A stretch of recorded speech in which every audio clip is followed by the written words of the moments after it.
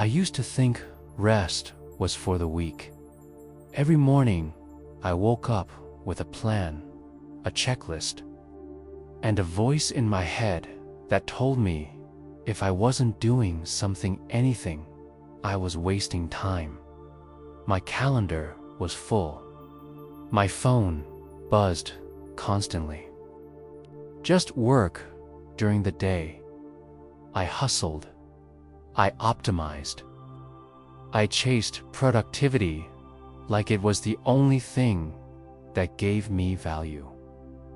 Even my moments of supposed relaxation were scheduled gym sessions, curated playlists, carefully chosen documentaries I told myself I needed to watch. Rest had to be productive too, but slowly something began to change. It was subtle at first. A heaviness in my chest when I sat down. A strange anxiety in quiet moments, as if I was forgetting something crucial. Cluttered with tasks I hadn't finished, meetings I hadn't prepared for, emails unanswered.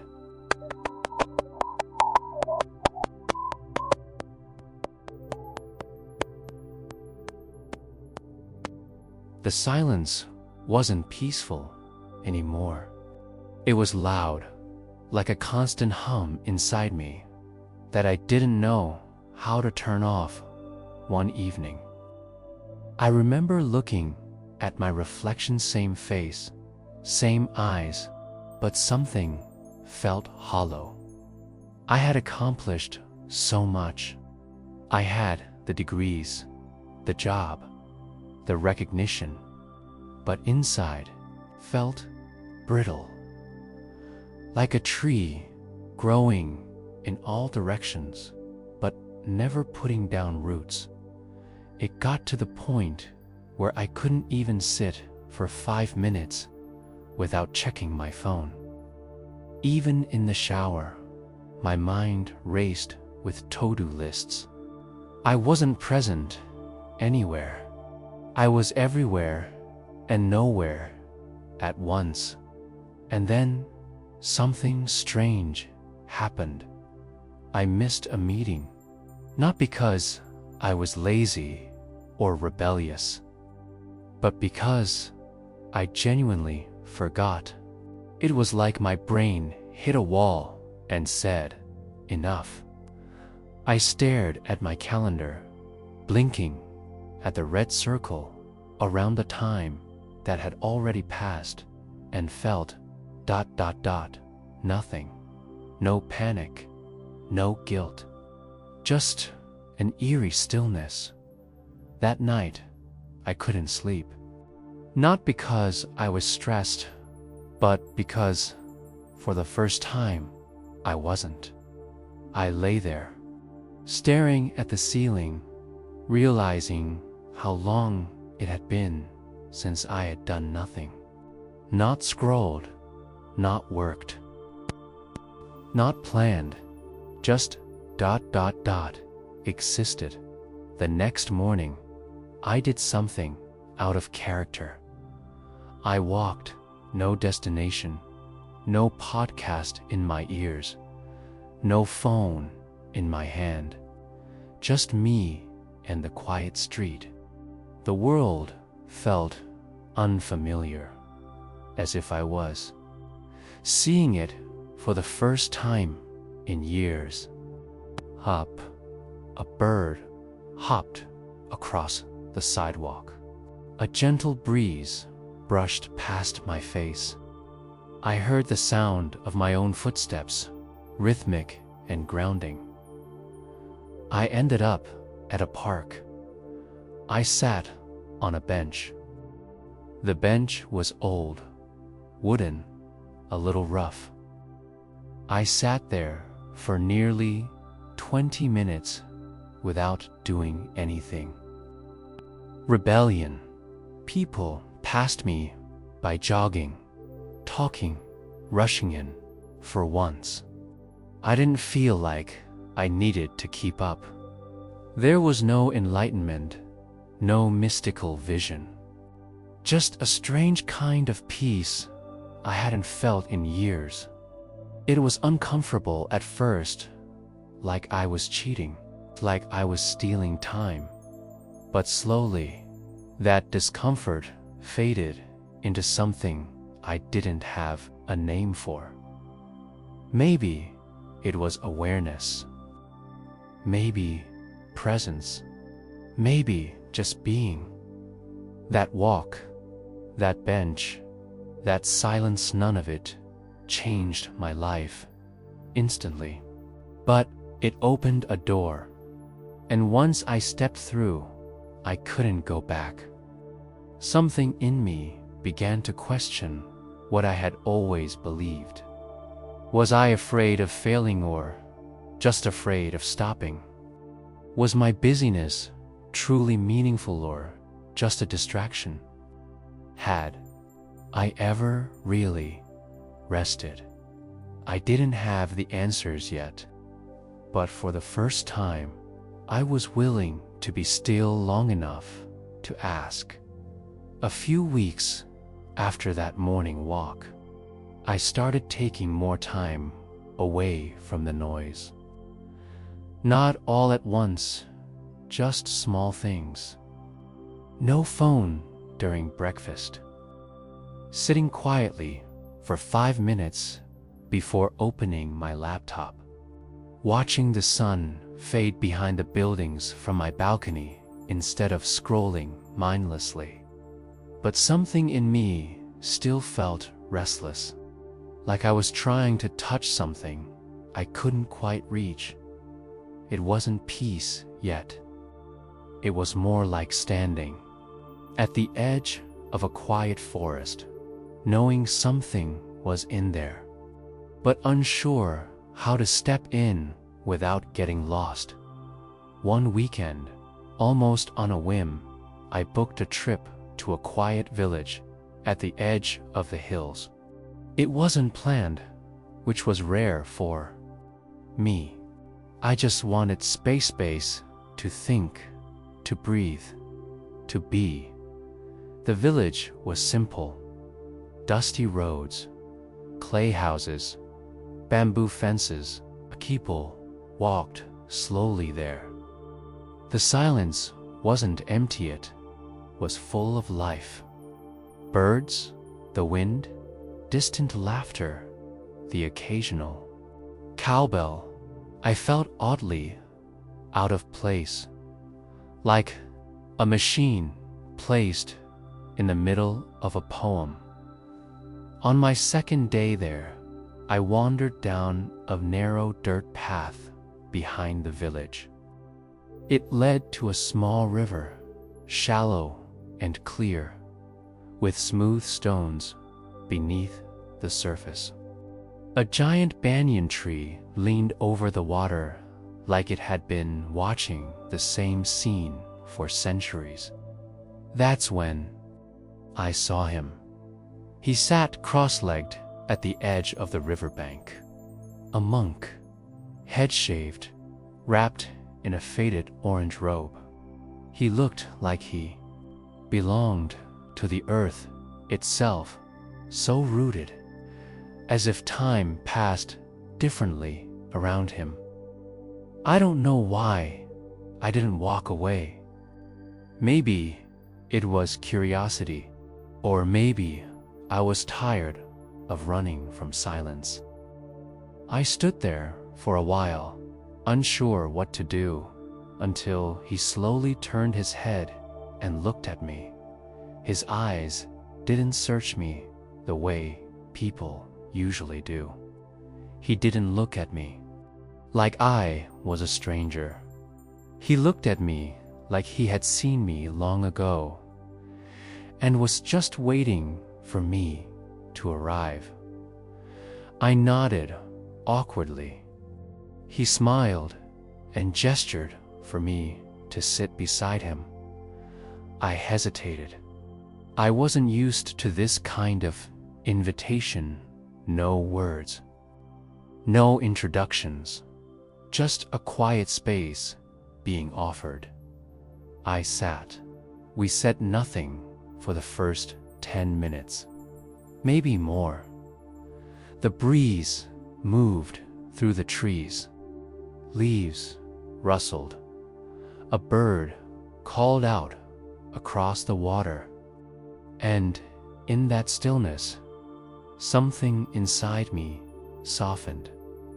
Eventually, he spoke flatly, like the river itself. "You are carrying too much noise." I didn't reply. I couldn't, because he wasn't wrong. "You think you rest," he continued, "but your mind never stops walking. Even in your sleep, you are running. Inside me, you don't need to escape your life," he said. "You just need to stop escaping yourself."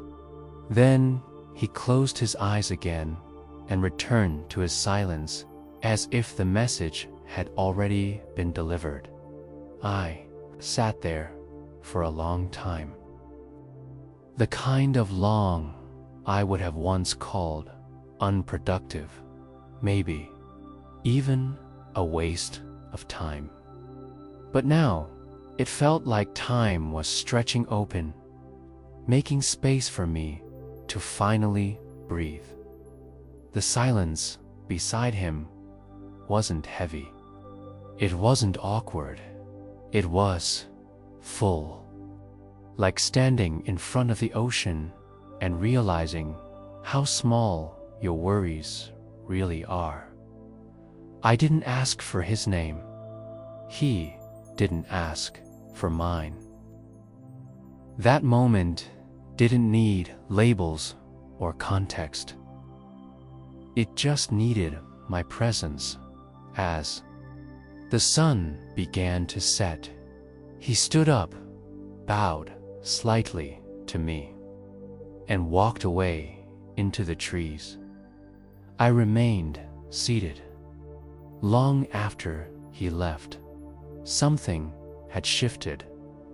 It wasn't a dramatic transformation, more like a quiet click inside a locked door.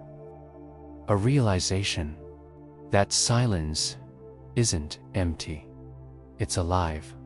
And maybe, just maybe, I didn't have to do anything to deserve it. I just had to listen. Certainly, here's the third segment, written in first-person perspective. Around 4,000 characters long, with no heading, as you requested. I returned to the river the next morning, not expecting to find him again. But somehow, I hoped I would. The place felt different, now sacred. Maybe not because of anything dramatic, but because it had become a mirror. I had sat there in silence, and the silence had looked back at me. To my quiet surprise, he was there again, sitting in the same spot, the same gentle posture, as if he hadn't moved since yesterday. He opened his eyes as I approached, then nodded slightly. I sat beside him, wordless, and waited. After a while, he asked, "Do you know how to breathe?" The question caught me off guard. I almost laughed. Of course, I knew how to breathe. I'd been doing it my whole life. But he wasn't joking. He looked at me like the answer mattered. "I guess I've never really thought about it," I said. He turned back toward the river. Most people don't. They breathe like they think, shallow, rushed, and only enough to survive. He closed his eyes again. It is the gate between your body and your mind. Watch it, and you will find your way home.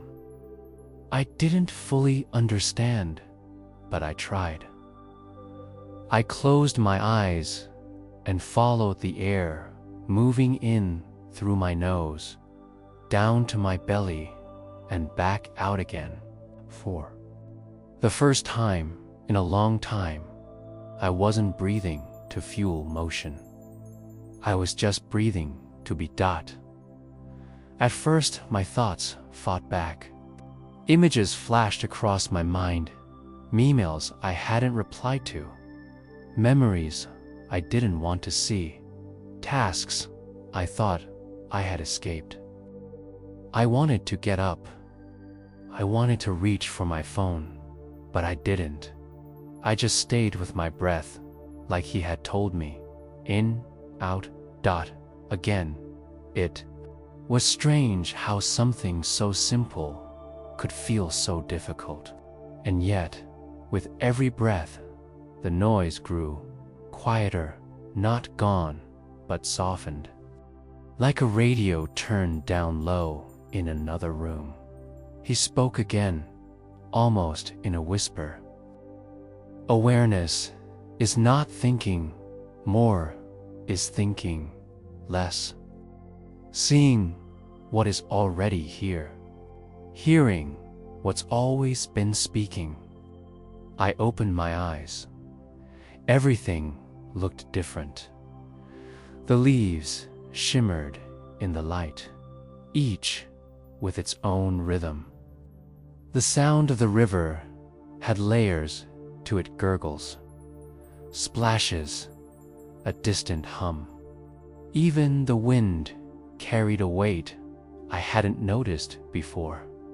He looked at me and smiled, not like a teacher proud of his student, but like a man who had simply pointed toward the moon and now watched me notice its light for the first time. You don't need to change your life, he said. You just need to return to it, moment by moment. I sat with that for a long while. I realized how many moments I had missed walking while thinking of arriving, eating while planning the next task, listening without truly hearing. He stood and slowly began to walk back toward the village path. Before he disappeared into the trees, he said one last thing. It was the realization that my worth didn't come from doing. It came from being, from awareness, from the still, sacred space that had always been inside me, waiting patiently behind the noise. I wasn't empty. I was spacious. I wasn't broken. I was layered. I wasn't lost. I was distracted, and now I had begun to remember. In that remembering, I felt a kind of strength I'd never known. Not the loud, aggressive kind, but the quiet strength of someone who is no longer at war with themselves. And I promised, silently, that no matter where life took me next, would never again forget this space, this presence, this revolution. The morning I left the village, the sky was pale and quiet, as if it too knew something sacred was ending. I stood at the edge of the path, my small bag over my shoulder, looking back one last time at the river, the trees, the bench where I had first learned how to sit without needing a reason. The monk didn't come to see me off, but I didn't expect him to. His presence had never been about dramatic gestures or parting words. His gift had been silence, stillness, and the permission to return to myself. As the bus rolled away, the world I had left behind slowly came back into view. Busy roads, flashing lights, the hum of urgency everywhere. But this time, something was different. I didn't feel like I was stepping back into chaos. I felt like I was carrying a quiet world within me. Back in the city, everything was the same on the surface. My apartment, my job, my inbox, the crowded streets, the impatient horns, the rhythm of deadlines. But I was no longer moving at the same speed as the noise. I began waking up earlier, not to cram more into the day, but to meet myself in silence before the world started talking. I sat on my balcony with my coffee, not scrolling, not planning, just breathing, watching the sky change color. In meetings, I found myself pausing, more really listening, instead of thinking about what to say next. I started speaking less, but feeling more heard. I noticed things I had long ignored: the gentle rustle of leaves outside my office window, the way sunlight slid across the floor in the late afternoon, the subtle tension I used to hold in my shoulders for no reason. I was living the same life, but I was no longer asleep in it. People around me noticed too. They couldn't name it, but they felt it. Some asked if I had gone on vacation. Others said I seemed calmer, more grounded. One colleague even said, "You're like peaceful now." What happened? I just smiled. Because how do you explain that nothing happened and yet everything changed? I wasn't trying to be peaceful. I was simply present. Of course, there were still hard days. I still got overwhelmed sometimes. Still caught myself slipping into old habits, rushing, overthinking, craving distractions. But now I noticed it, and that noticing made all the difference. Because awareness doesn't mean perfection. It means being awake enough to see when you've left the present moment, gentle enough to return without judgment. Every breath became a doorway back to now. And with each return, I felt less like a person running from life and more like someone finally living it. One evening, after a long day, I sat on the floor of my living room and closed my eyes. The sounds of the city buzzed around me, but I didn't feel disturbed. I placed a hand on my chest, felt the rise and fall of my breath, and whispered to myself, "I'm here." Not just in the room, in my body, in my life, here. And I realized something profound. Doing nothing hadn't made me lazy. It had made me real. Because in stillness, I didn't disappear. I finally appeared.